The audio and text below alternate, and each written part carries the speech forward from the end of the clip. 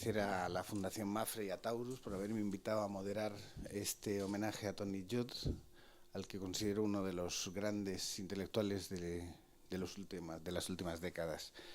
Quería empezar un poco recordando mínimamente algunos datos biográficos de Tony Judt para luego ya empezar un poco a que comentéis y que vayamos hablando de su obra.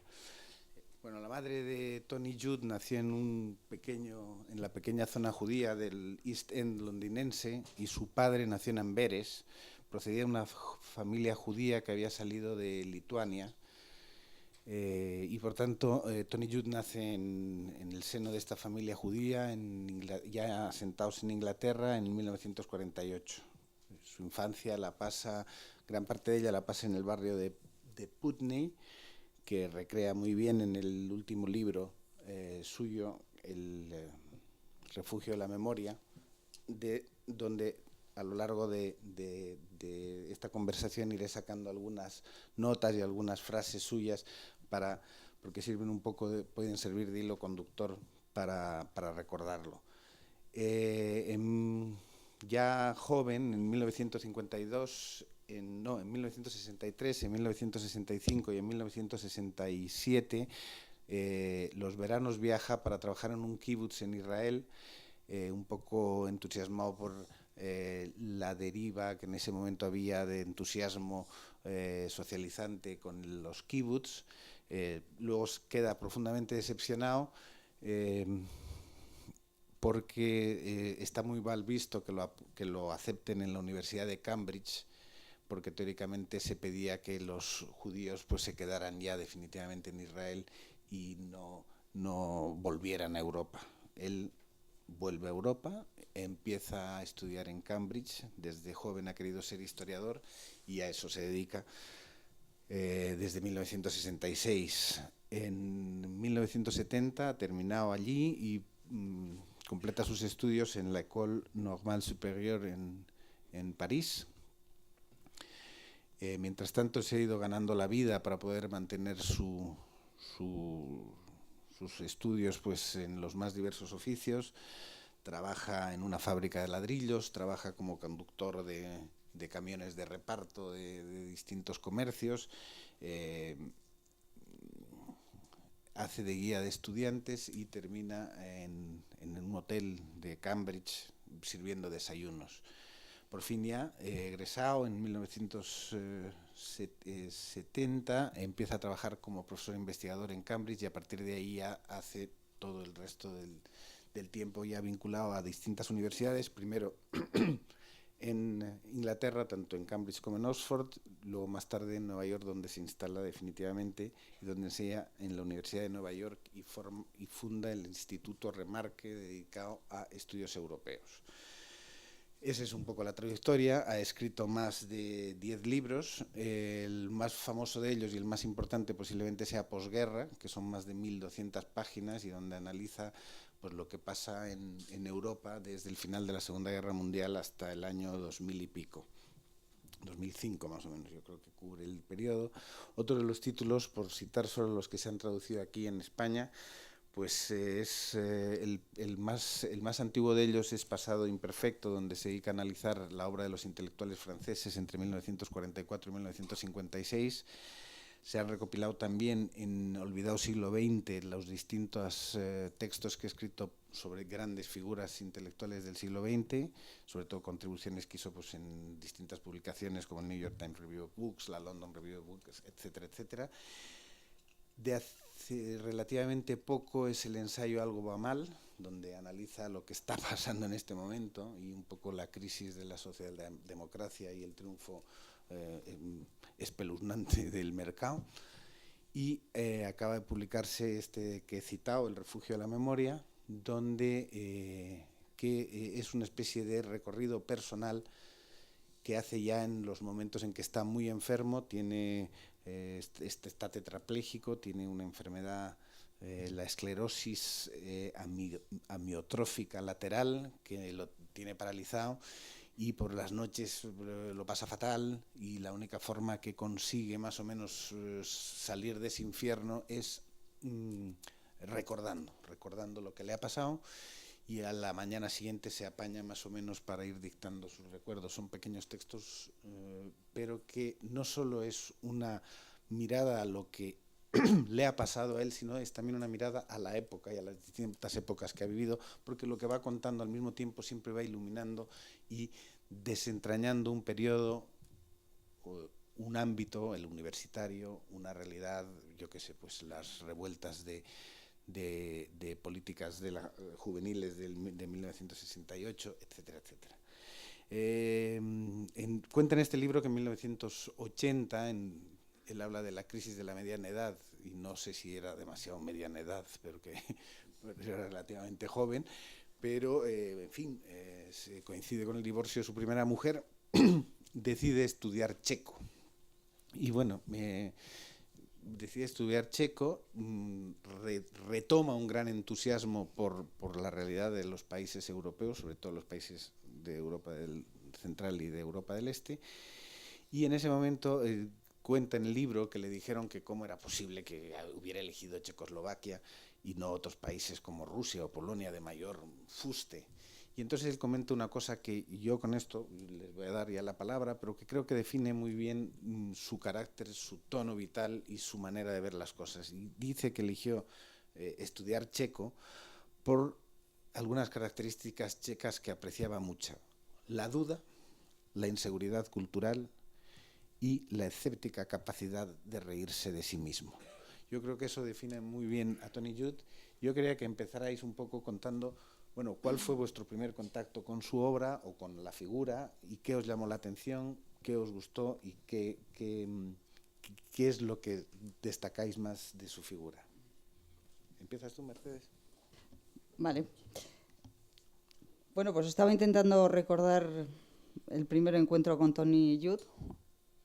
No lo tengo muy claro porque yo creo que fue posguerra, aunque luego he descubierto que tenía la edición francesa del Pasado Imperfecto, que se publicó, yo creo que fue a principios de los 90, ¿no? Este libro sobre los intelectuales franceses en ese momento tan decisivo, que es en realidad un ajuste finísimo de cuentas, como casi todos los que hace Tony Judt, con el compromiso de los intelectuales franceses, sobre todo con la izquierda.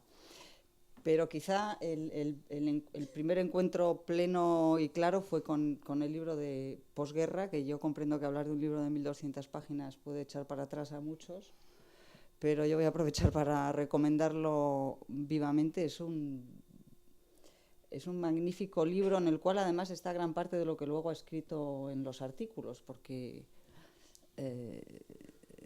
tiene, como él mismo dijo en alguno de estos últimos artículos, esa visión espacial de Europa, que está muy ligada a esta afición extrema por los trenes, que es otra de...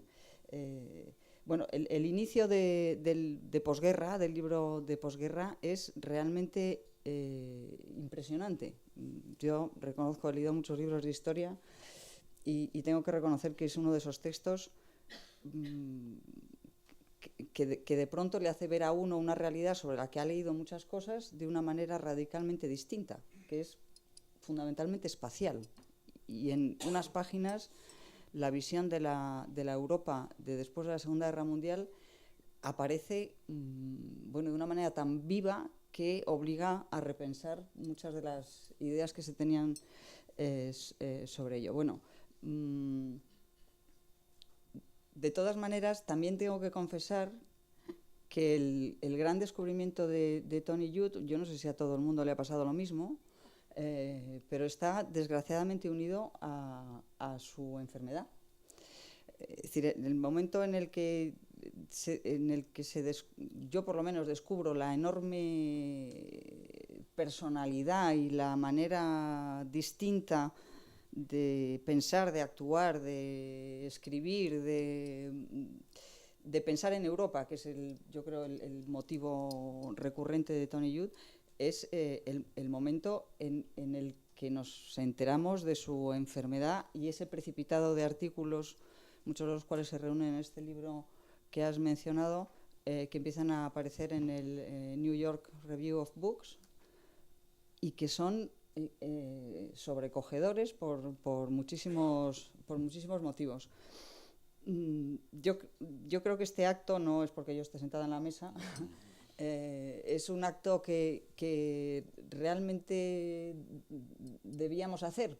Es decir, no estamos demasiado acostumbrados quizá a rendir homenaje a personajes como este. Yo estoy de acuerdo contigo, que creo que es uno de los grandes intelectuales de la época, de esta época, una época en la cual, como él mismo escribió de muchas maneras en distintos momentos, se caracteriza, entre otras cosas, por la ausencia de intelectuales. Bueno, pues Jude es un inglés pasado por Francia, que desemboca en Estados Unidos, que es en gran medida judío, que se podría parecer a esos intelectuales sobre los que él habla mucho, ¿no? Que son los intelectuales sin raíces claras de una época europea que él apreciaba especialmente, ¿no?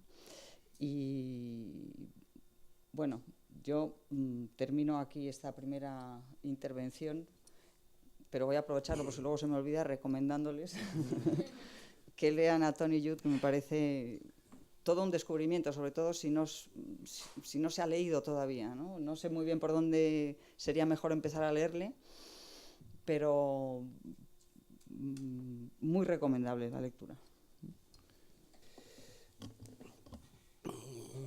Creo recordar que lo primero que leí de Judt fue un ensayo sobre Albert Camus.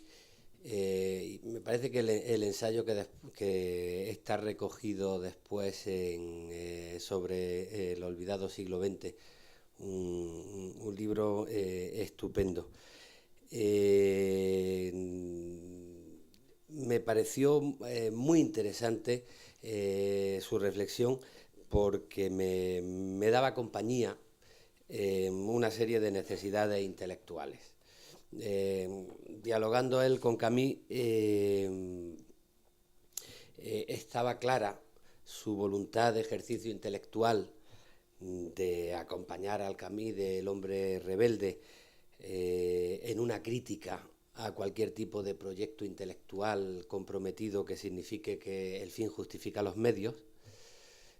Camus había planteado los peligros de un relato, de un argumento histórico que significase la disolución de los valores de la conciencia.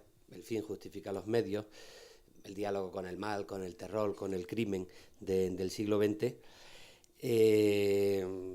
Y Judt, que es un historiador y que es un politólogo, aunque a él no le gustaba nada que lo considerasen politólogo ni la palabra, me pareció que en sus reflexiones reivindicaba a Camus y al mismo tiempo reivindicaba la historia también, la posibilidad de una historia utilizada para comprender la realidad, para matizar la realidad, para comprender, incluso más que juzgar, o además que juzgar, reivindicar la historia sin que eso conlleve a una renuncia de los valores éticos. Y a partir de ahí empecé a buscarlo, porque noté cierta predisposición suya a identificarse con aquellos intelectuales que han sido machacados tanto por el enemigo como por los suyos propios, reivindicando la independencia de la conciencia. El ejercicio de la crítica, no solo el ejercicio de la crítica hacia el enemigo, el que no piensa como tú, sino el ejercicio de la crítica también con los tuyos, cuando los tuyos se olvidan de la propia conciencia y de los propios valores y entran en una inercia que desemboca en la estupidez o en el terror. Y en ese sentido se hace heredero de una tradición intelectual que es precisamente la que está desapareciendo en Europa y la que justificaba la presencia de los intelectuales en Europa. Y a mí me parece su figura especialmente ejemplar por las manías que tiene y por las cosas que reivindica. José Andrés hacía alusión a los dos últimos libros que ha publicado Taurus, Algo va mal y El refugio de la memoria, que son en el fondo como dos versiones distintas de un mismo testamento. La verdad es que es muy emocionante porque es una reivindicación de la dignidad y de la inteligencia humana ver como alguien autosuficiente, incluso un poco sobrado en sus juicios, porque cuando él escribe esas reseñas y los artículos que reúne sobre la gente que admira, a Arthur Koestler, Primo Levi, Edward Said, Albert Camus, incluso va de sobrado y además le ha ido bien en la vida y parece que le ha ido bien en todos los aspectos de la vida. De pronto, todavía joven, se ve asaltado por una esclerosis lateral que lo va paralizando lentamente, y cuando ya no se puede mover y tiene que convivir con sus insomnios y con su soledad y con su cercanía a la muerte, antes de perder la voz y la palabra, porque va a perder la palabra, pues reconstruye por una parte sus preocupaciones éticas y sociales, es el resultado del libro Algo va mal, y reconstruye por otra parte sus recuerdos, porque la memoria es lo que le hace refugiarse de la noche y del insomnio en la espera del sueño. Y es muy emocionante que esta persona sobrada de pronto se vea cuidado por un enfermero, por su mujer, por sus hijos, y de pronto todo eso se convierte en una reivindicación de lo que ha sido la raíz de su pensamiento, la idea de comunidad, la necesidad que tenemos de cuidarnos los unos a los otros. Yo creo que esa experiencia personal le da sentido humano a lo que había sido su proyecto ideológico, y por eso son tan emocionantes sus dos libros, ¿no? Últimos, el de Memorias, El refugio de la memoria, y el anterior, Algo va mal. Hace poco Iñaki Gabilondo ha publicado un libro sobre el oficio de contar las cosas, El fin de una época, y recordaba la antigua historia de Schopenhauer de los erizos, ¿no? Que en el invierno, cuando la cosa está muy dura, tienen que juntarse para darse calor, pero tienen que tener mucho cuidado de no juntarse demasiado para no herirse los unos a los otros con sus púas. En la base de toda la reflexión de Jude, yo creo que está esa relación con el Estado. A acercarnos al Estado y consolidarlo, porque diluir el Estado es el desamparo absoluto, pero teniendo mucho cuidado de que el apoyo al Estado no se convierta en el apoyo a un totalitarismo, a un dogma, a esa justificación del terror que supuso la traición de los intelectuales que él denunció en parte en su ensayo sobre los intelectuales franceses, el pasado imperfecto, ¿no? En el debate que ha representado, entre otros, entre la postura de Sartre y la postura de Camus. Y con el mismo vigor que denunció el totalitarismo, con el mismo vigor que le supuso empezar a estudiar checo y comprender que la Europa del Este era parte de Europa, y lo que le llevó a buscar esa historia europea que después escribió en posguerra, con el mismo vigor, en el momento del neoliberalismo, que es también la radicalidad de los prudentes y los moderados, en el momento del neoliberalismo reivindica la idea de comunidad para decir un momento que el neoliberalismo es también una ideología totalitaria y también mata. Y en ese sentido da mucha compañía, porque tiene manías que yo comparto. Su odio a las privatizaciones me parece maravilloso. Yo no he descubierto todavía una privatización que haya servido para dar un mejor servicio a los ciudadanos y que no se haya convertido en la ruina de los servicios públicos y en el negocio de unos sinvergüenzas. Y eso lo repite Youth constantemente, entre otras cosas porque se han cargado el servicio de trenes, mejor que era el servicio de trenes de Inglaterra, y a él le encantaba, y como recordaba Mercedes, posguerra empieza en la estación de tren de Viena, y hace un recuerdo estupendo de los trenes que parten hacia la Europa occidental y de los trenes que parten hacia la Europa del Este, y estamos ahí en medio, como los erizos que no pueden pincharse, pero que no pueden olvidarse para darse calor, en una metáfora del Estado maravillosa, ¿no? Y la reivindicación de la idea de la comunidad me parece fundamental. Y eso le lleva a admirar a intelectuales que no solo y a intelectuales de izquierdas comprometidos, que no solo se han llevado el rapapolvos de la derecha tradicional, sino que tienen que convivir con el odio de la izquierda que no les perdona, que vivan en la independencia de su conciencia y que no acepten consignas ni argumentos superficiales, ¿no? Y el trazado intelectual que él hace en sus libros sobre el olvido, sobre el olvidado siglo XX o sobre el futuro, el pasado imperfecto, o en posguerra, desde luego, desemboca en un emocionante homenaje a la dignidad de la inteligencia y del ser humano en estos dos últimos testimonios que acaba de publicar Taurus, Algo va mal y El refugio de la memoria, donde su experiencia personal justifica y se relaciona con todo lo que había sido su proyecto intelectual. Por eso yo lo considero un referente fundamental en la historia del pensamiento del siglo XX, y en una invitación a que ese oficio de intelectual que él heredó de sus grandes maestros, sobre los que ha escrito, pues no se pierda del todo en el mundo en el que vivimos. Yo quería preguntaros un poco por un aspecto que siempre me llamó la atención de él desde que empecé en posguerra, y es su manera muy distinta de valorar los acontecimientos que muchos intelectuales de su época, de los que muchos intelectuales se han pavoneado y se han orgullecido, que es cuanto ocurrió en los años 60, toda esta década teóricamente las grandes transformaciones. Él, y por seguir un poco este último libro, hay un momento dado que dice: yo fui inmune a los entusiasmos de la nueva izquierda. Desconfié, y sigo haciéndolo, de las políticas de identidad en todas sus formas, sobre todo la judía. El sionismo laborista hizo de mí, tal vez un poco prematuramente, un socialdemócrata universalista.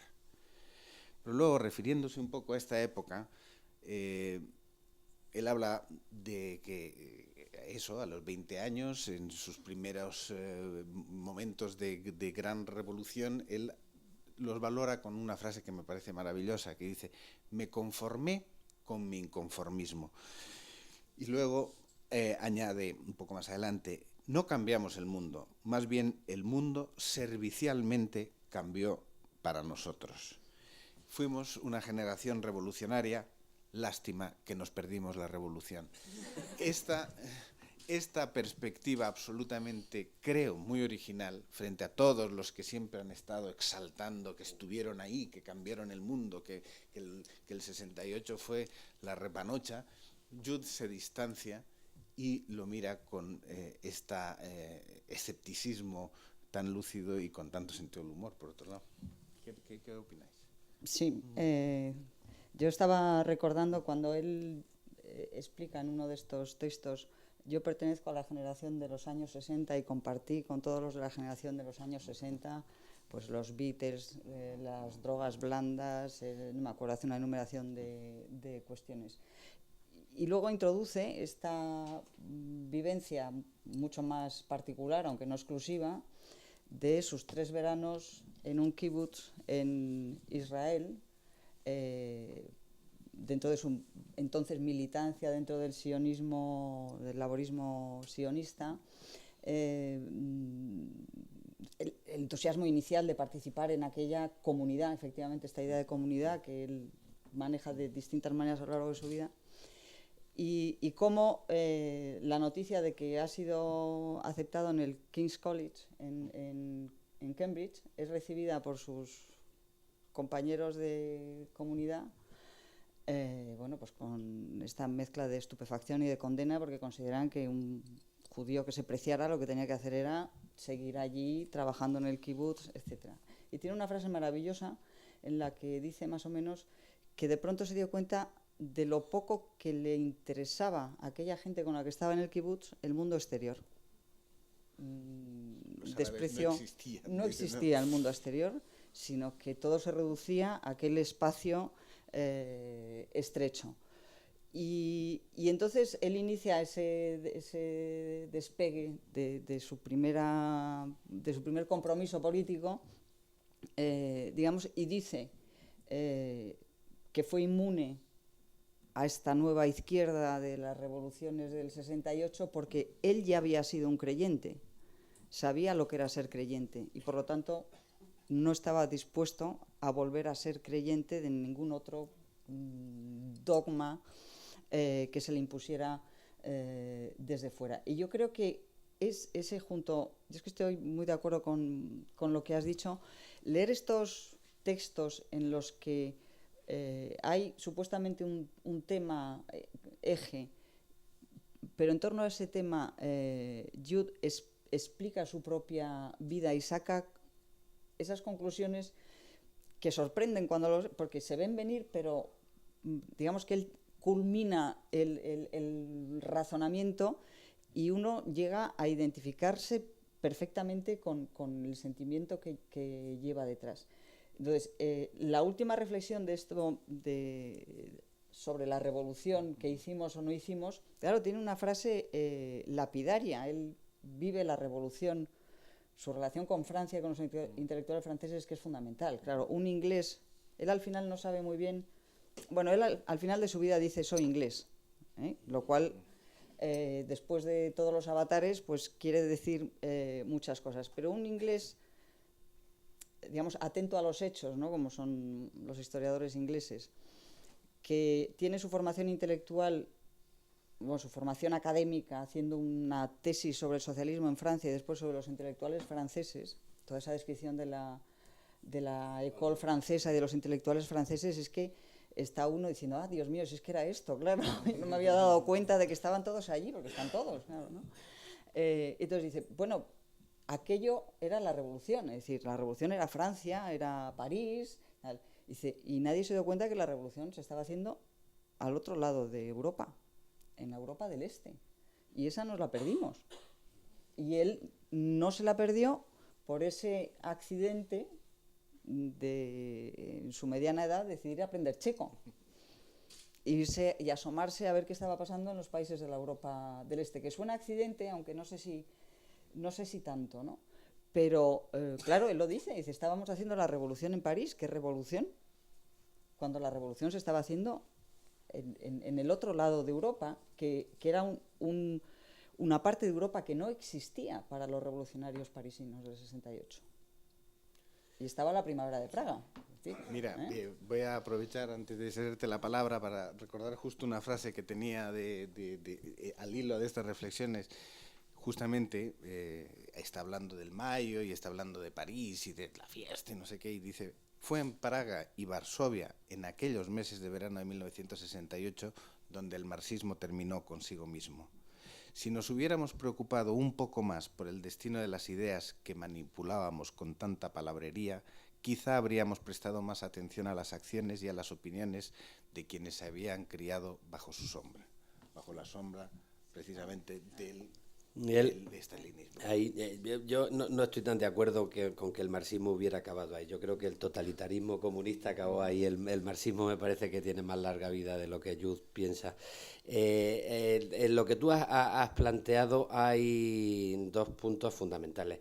Él descree de esa izquierda de los años 60 porque la ha visto justificar cosas que no se pueden justificar en nombre de unos fines a conseguir. De las cosas que yo le he leído, de las más duras me parece que están dedicadas a Luis Althusser, al filósofo marxista, que yo le tengo cariño por otros motivos. Pero es verdad que él hace un análisis de Althusser donde intenta salvar al comunismo del estalinismo, leyendo El Capital para salvarlo de las contradicciones históricas y de la evolución estalinista, y al final tiene la impresión de que Stalin era malo no por haberse cargado a 20 millones de personas, sino por haber cometido un error en la interpretación teórica. Y claro, además para él eso es el representante del estructuralismo, una filosofía que en cuanto te descuidabas liquidaba la responsabilidad personal y la conciencia personal en nombre de las estructuras. Y Yup tiene la buena salud intelectual de estar siempre reivindicando la conciencia individual y la responsabilidad de los individuos.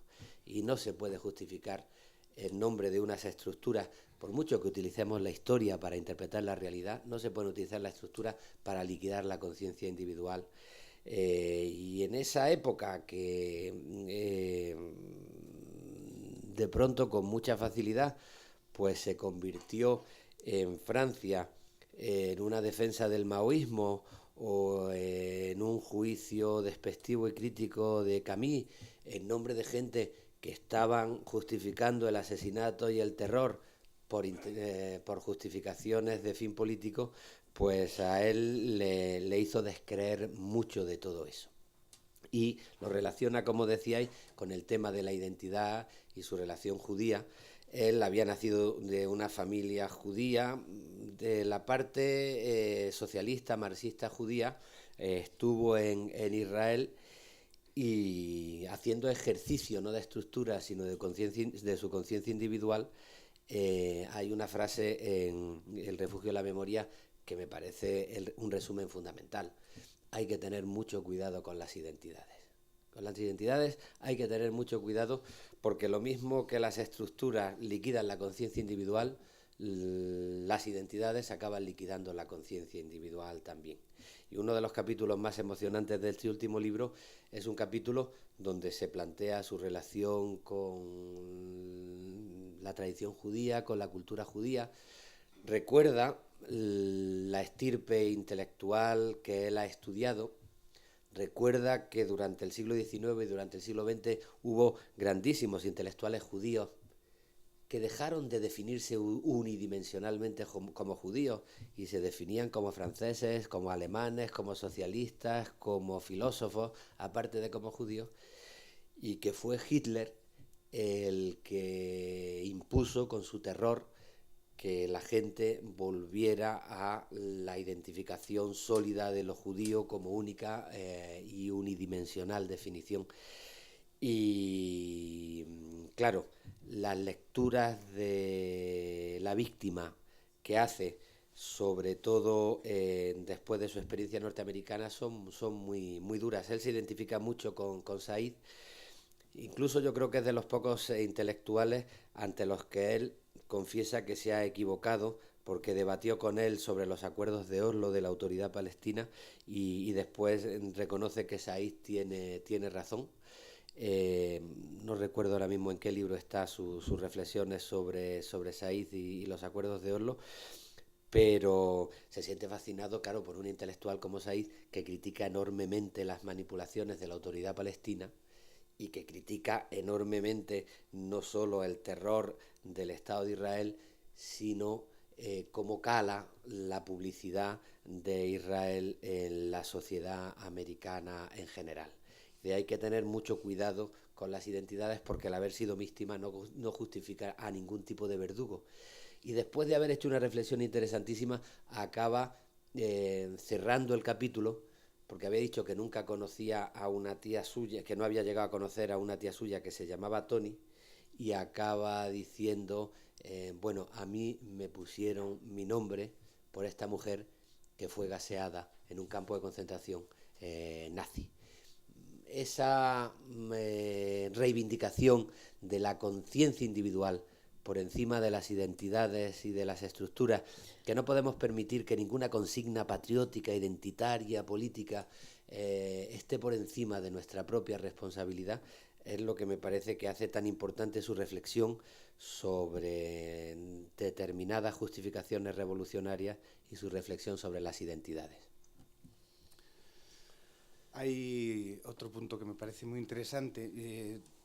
Jude forma parte de ese, nace, crece cuando Europa y el estado de bienestar se está formando, se está construyendo, y por tanto hace siempre un gran canto a lo público, a aquello que pueden compartir todos, aquello que está al servicio de todos y que te permite crecer, ser distinto y, en fin, hacer una carrera. En buena medida es un elogio también de la meritocracia, en el sentido de que, bueno, si tú te lo curras, pues de alguna manera vas a conseguir un poco, tienes las oportunidades de conseguir lo que te propones. Pero él, que ha crecido con eso, también asiste a el brusco viraje que se produce en un momento en que todo esto empieza a ser devastado totalmente. Y es curioso que, vuelvo un poco de nuevo a las citas para daros un poco pie, en el libro hay un momento en que dice, está hablando un poco de cuál es el pensamiento cautivo, qué es lo que hoy no terminamos de formular y de ver de manera rotunda, ¿no? Y comenta, ¿no? Dice, cuando empecé, mi desafío consistía en explicar por qué la gente perdía la ilusión por el marxismo. Dice, hoy el obstáculo insuperable al que uno se enfrenta es el de explicar la ilusión misma. Es decir, me parece que eso define muy bien el momento en que estamos viviendo. Es decir, ya lo público ha sido tan devastado que ni siquiera la ilusión por determinado ámbito de convivencia, por determinados cambios, por determinadas... en fin, en nuevo mundo, digamos, ¿no? O por lo que se llamaba la utopía, o lo que fuera, ha desaparecido. Dice, otro momento, y entonces habla lógicamente del mercado, habla de esa abstracción que es el mercado, que es de la que quisiera que hablarais. Y os doy pie con otra cita del libro que dice, ¿cómo se mide mejor el grado de esclavitud en el que una ideología mantiene a un pueblo? Es por la colectiva incapacidad de éste para imaginar alternativas. ¿No estamos un poco en este momento? Sí, bueno, esta es una pregunta un poco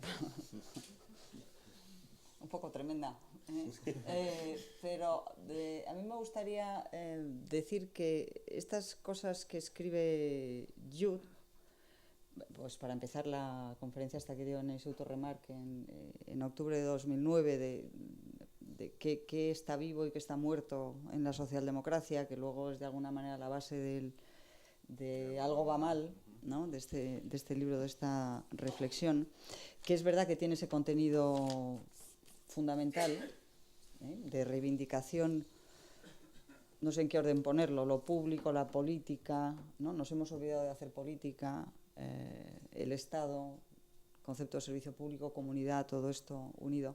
Esto que hace Tony Judt lo hace a partir de algo muy concreto que yo creo que es absolutamente fundamental y que da título a otro de los libros, que es El olvidado siglo XX. Es decir, yo creo que Judt tiene iba a decir una obsesión, pero en fin, suena mal la palabra, ¿no?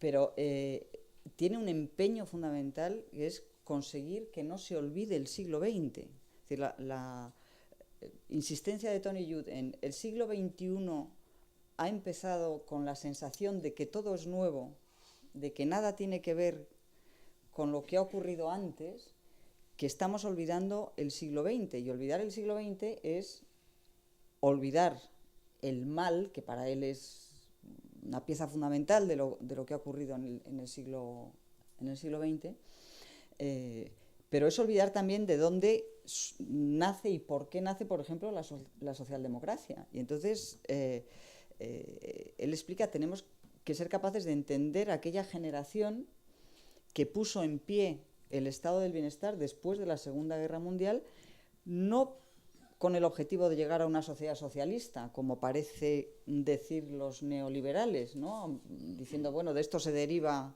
el socialismo, etc. No, sino para intentar dar cohesión a una sociedad que se había roto durante la Segunda Guerra Mundial.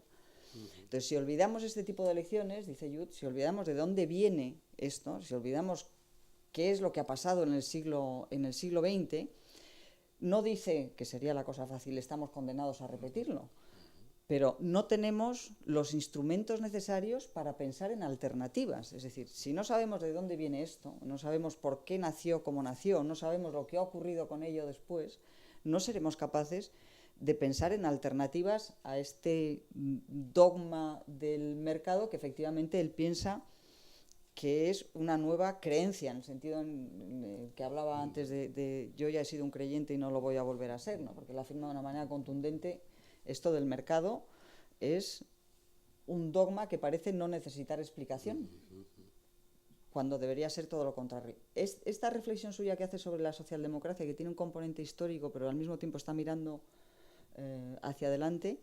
que tiene además la enorme paradoja de que la está contando en Estados Unidos. Que claro, es decir, no es un discurso de inauguración de un curso en una universidad europea donde la socialdemocracia, pues ya sabemos lo que es, ¿no? De ahí viene también la frase esta de lo difícil ahora es intentar explicar que aquello fue una ilusión, ¿no? Pero está explicando en Estados Unidos qué fue la socialdemocracia y por qué tiene sentido pensar dentro de eso hacia el futuro, con toda la carga de la historia, porque como él muy bien escribió y ya has dicho, él, en uno de los artículos él empieza diciendo: yo siempre quise ser un historiador y lo he conseguido.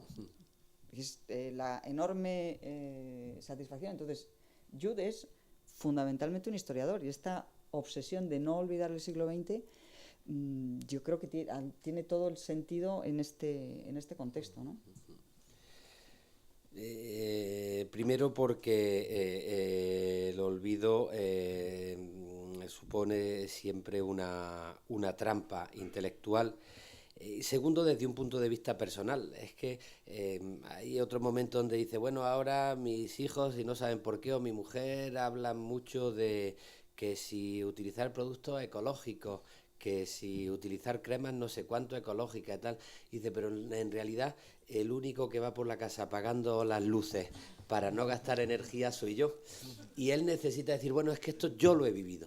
Es que yo soy un niño del siglo XX, de la Segunda Guerra Mundial, que he vivido la miseria, y he vivido que frente a la miseria es posible dar una alternativa solidaria, de comunidad, donde los amparos sociales no sean consecuencia de un partido socialista radical, sino que hayan sido incluso aprobados para salir de la necesidad por partidos conservadores.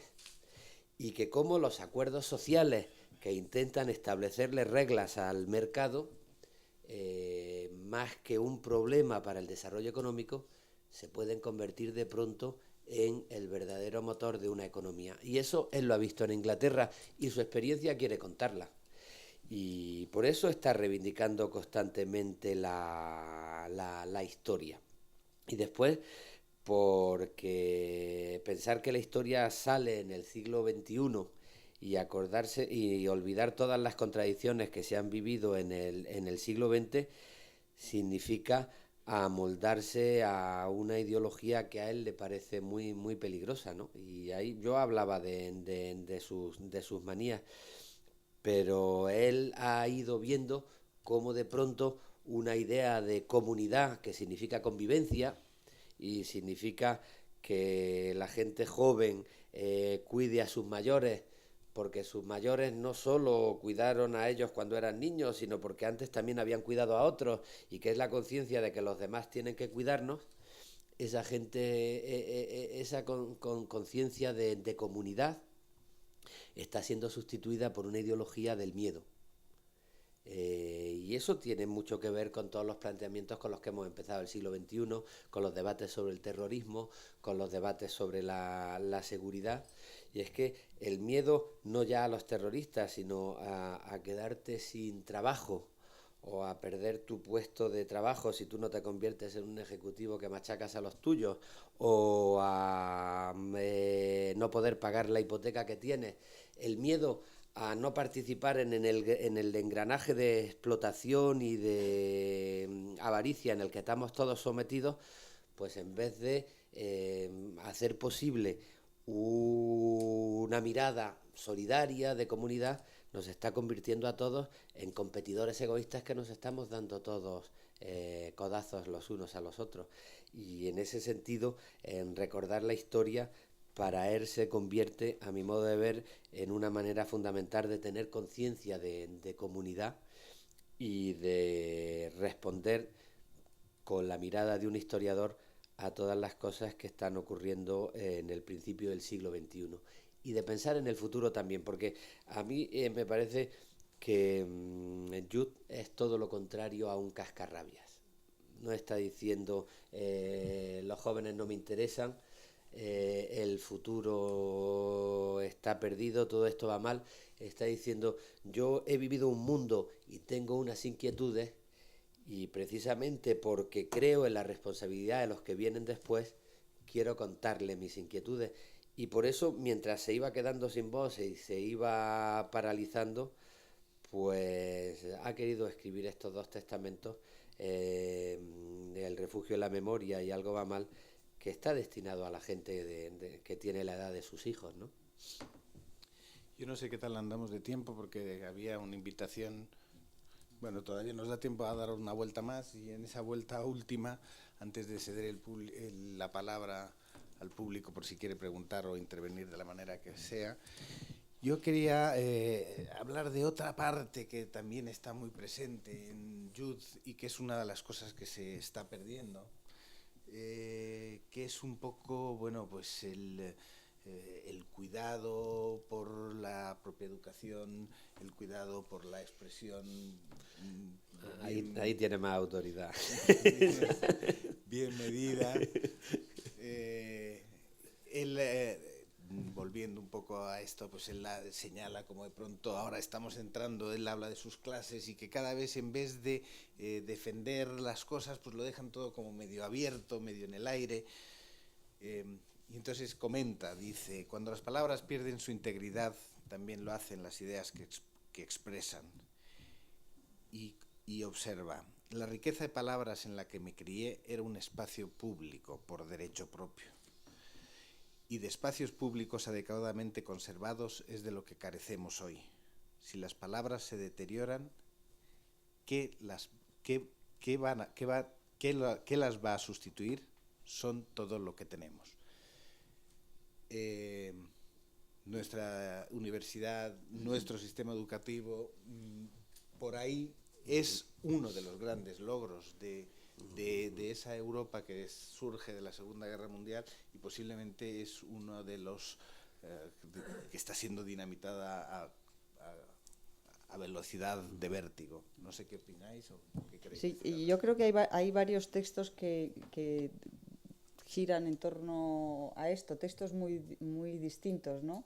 Desde aquel que ya no me acuerdo cómo se llama, que dice, yo me crié entre libros, yo crecí entre palabras, cuando habla de las reuniones, siendo él muy pequeño, en su casa, de familiares centroeuropeos, judíos la inmensa mayoría, que han tenido que salir de sus países y que discuten delante de él, y que habla del cuidado en la discusión y de la manera de discutir con un extremado preocupación por el lenguaje, desde eso hasta lo que cuenta del colegio al que asistió y que odiaba, como dice textualmente, un colegio, en fin, que él define en uno de los capítulos y en el que solo se salva el profesor de alemán, precisamente por ser un profesor clásico. Es decir, no tenía ningún mérito, ninguna virtud extraordinaria, simplemente era un excelente profesor que nos exigía y que en 2 años consiguió que yo hablara alemán, y que lo cuenta estupendamente. Cuando habla de King's College y de la Universidad de Cambridge, y habla de los meritócratas, del mérito y de la paradoja de la igualdad de oportunidades, que es una igualdad para todos cuyo resultado es beneficiar a los privilegiados, es decir, a los que realmente tienen méritos. Él es un admirador, en el fondo, de la educación más,